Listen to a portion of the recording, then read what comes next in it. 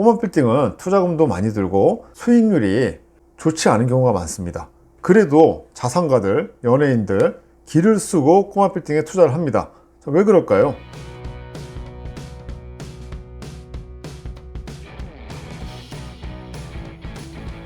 자, 안녕하세요. 투자가 카일입니다.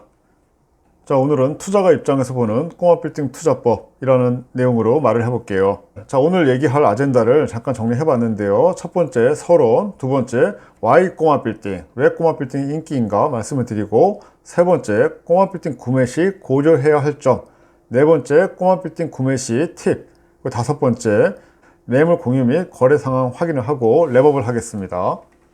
자, 저는 회사 생활을 2000년 1월에 시작을 했습니다. 그때 IT 인기가 굉장히 좋아서 IT를 선택을 했는데 중간에 인기가 없어졌다가 다시 요새 또 인기가 많아졌어요. 주기가 다시 왔어요. 부동산 주식 투자도 주기가 있어서 언젠가는 부동산이 인기가 있고 언젠가는 주식이 인기가 있고 왔다 갔다 합니다. 부동산 투자 내에서도 시세 차익용 부동산 투자, 때로는 임대 수익용 부동산 투자, 인기가 왔다 갔다 합니다. 제가 대학 때 IMF로 우리 사회가 매우 힘들었고 99년인가 2000년도에 부자 아빠 책이 나왔잖아요. 로버트 기요사키가 쓴 부자 아빠 가난한 아빠란 책이 나왔어요. 저는 그 당시에 이 책을 나오자마자 우연히 서점에서 발견하고 읽게 되었는데 큰 감명을 받았고, 제 또래 사람들 한 40대 중후반 이런 사람들이 부자 아빠 책을 읽고 영향을 받고 투자를 꾸준히 하신 분들이 많이 있는 것 같습니다. 저 역시 마찬가지였고요. 자, IMF 때 그런 힘든 시절에서 그런 힘듦을 겪고 나서 부자가 돼야 되겠다는 마음 먹은 사람들이 많아요. 저 역시도 그랬고요. 자, 그러면 어떻게 부자가 되느냐인데요. 사실 답은 정해져 있는 것 같습니다. 많은 사람들이 얘기도 동일해요. 다 비슷해요. 부자가 되는 방법은. 첫 번째, 종잣돈을 모으고, 두 번째, 투자를 하고, 세 번째, 투자를 지속하고 지킨다입니다. 자, 그럼 투자를 지속하고 지키기 위해서는 또 how, 어떻게 하느냐고 생각을 해봐야 됩니다. 리스크 헤지를 해야 되는데요. 리스크 헤지를 하기 위해서는 첫 번째, 무리를 안 한다. 이 무리를 안 한다는 의미는 현금 유동성을 확보하는 것을 얘기를 해요. 제가 현금 유동성이 중요하다고 얘기를 하니까 신사임당 TV 이런 데 나가서도 그 얘기를 했잖아요. 그러니까 많은 사람들이 이렇게 투자하기 좋은 시기에 현금을 가지고 있으면 바보 아니냐, 이런 식으로 댓글로 공격하시는 분들이 있는데, 제가 말하는 현금은 정말 현금 얘기하는 게 아니에요. 현금성 자산을 얘기하는 겁니다. 현금화하기 쉬운 자산, 유동자산이죠.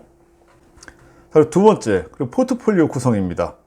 투자에 대해서 한 가지 몰빵하는 거는 제 기준에서는 오르지 않아요. 자산이 작을 때부터도 여러 가지 안으로 포트폴리오를 구성하는 게 리스크 헤지하는 방법입니다. 그리고 세 번째가 세금 공부하는 거죠. 세금을 공부하고 세금에 대해서 대비하고, 자, 이게 리스크 헤지예요.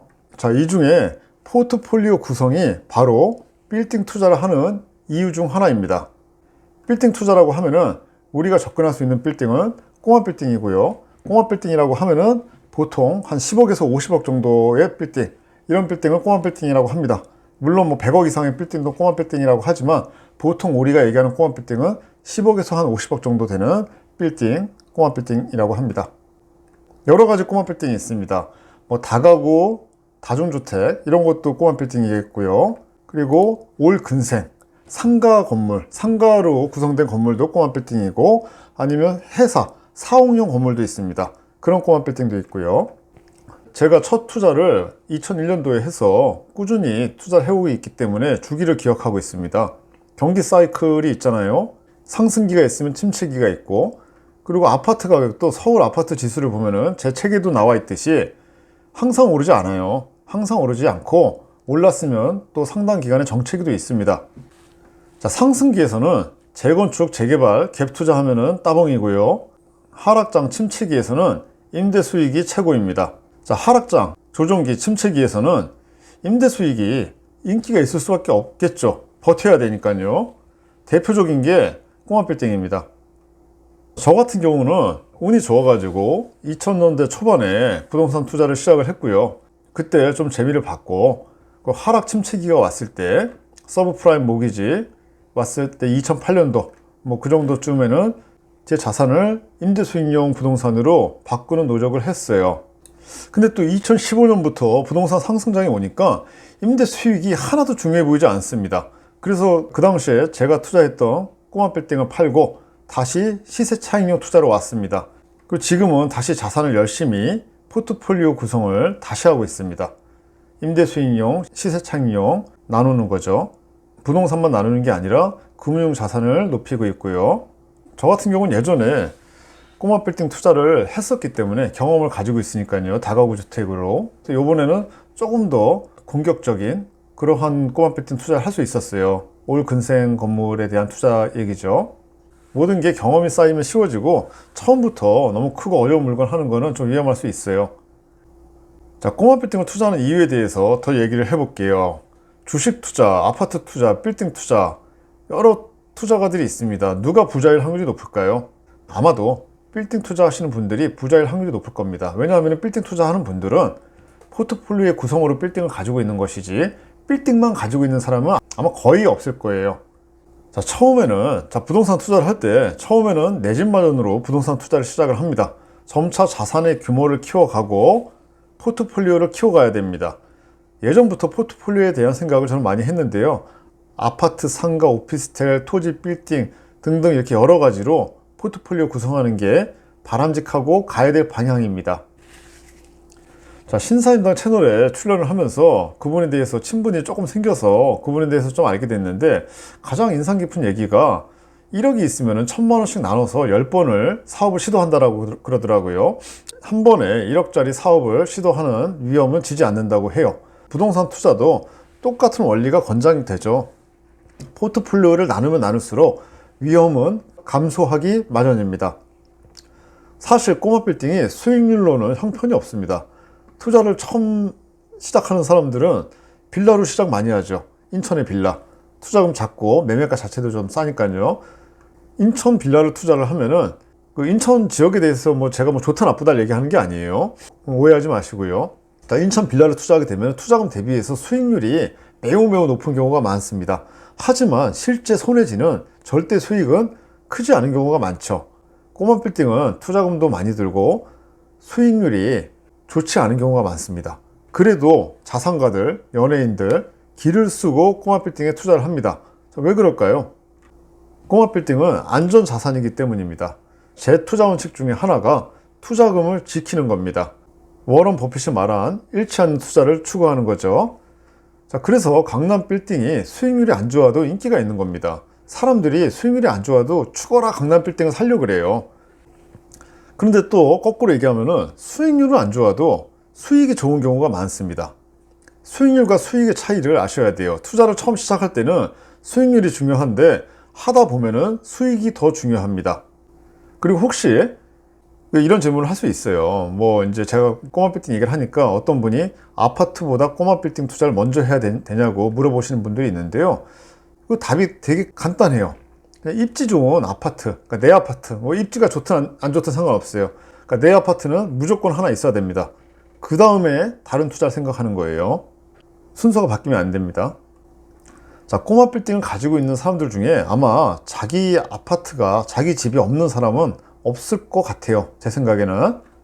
자, 수익률에 대한 얘기 좀 더 해볼게요. 1000만 원을 투자해서 2000만 원이 남으면은 수익률이 좋지만 실제 손해 지는 거는 1000만 원입니다. 10억을 벌고 싶으면은, 자, 이렇게 해서 10억을 번다고 생각을 해보면은 한 세월 걸려요. 작게 투자해서는 한 세월 걸립니다. 50억을 투자해서 10억을 벌면은 수익률로 따지면은 앞에 얘기했던 것보다 안 좋지만 절대 수익은 10억으로 매우 좋습니다. 수익률 구하는 공식은 아시죠? 제가 잠깐 설명드리면은 수익률은 수익 나누기 투자금입니다. 월세 곱하기 12 나누기 매매가 빼기 보증금입니다. 자, 전지현이 삼성동 흑동가를 100억이 넘는 돈을 들여서 샀잖아요. 당장의 수익률은 안 좋을 수 있어도 나중에 시세 차익이 엄청날 것이라고 예상을 할 수 있겠죠. 어떻게 보면은 토지 투자랑도 비슷합니다. 토지 투자라고 생각하면은 지방을 생각하시잖아요, 대부분. 하지만 서울에 토지 투자를 할 수 있는 겁니다. 꼬마 빌딩을 통해서요. 자, 예를 보여드릴게요. 그냥 예입니다. 동대문은 창신동에 있는 빌딩이에요. 토지가 22평이네요. 동대문에 22평 토지를 15억에 사는 겁니다. 대출을 10억을 받을 수 있다는 가정에서 월 대출이자가 대충 240만 원 정도 나오겠습니다. 월세가 340만 원 나오니까 실투자금 5억에 22평 토지를 사고 월 100만 원 정도 남는 구조가 되겠습니다. 자, 그래서 꼬마 빌딩 투자를 하는 겁니다. 5억이 어떻게 보면은 큰 금액이지만 어떤 사람은 5억을 은행에 넣어두는 사람도 있고 주식에 투자하는 사람도 있잖아요. 근데 또 어떤 사람은 주식이나 현금으로 가지고 있지 않고 이러한 꼬마 빌딩을 사는 사람도 있는 겁니다. 지금 꼬마 빌딩 투자가 사실 매우 인기가 있어요. 그 이유가 규제의 틈새 시장이기 때문입니다. 다주택자들은 아파트를 더 이상 사지 못해요. 특히 강남권, 서울권에 있는 비싼 아파트를 투자하는 분들은 아파트 숫자 늘리기를 더 이상 할 수가 없죠. 세금 때문에.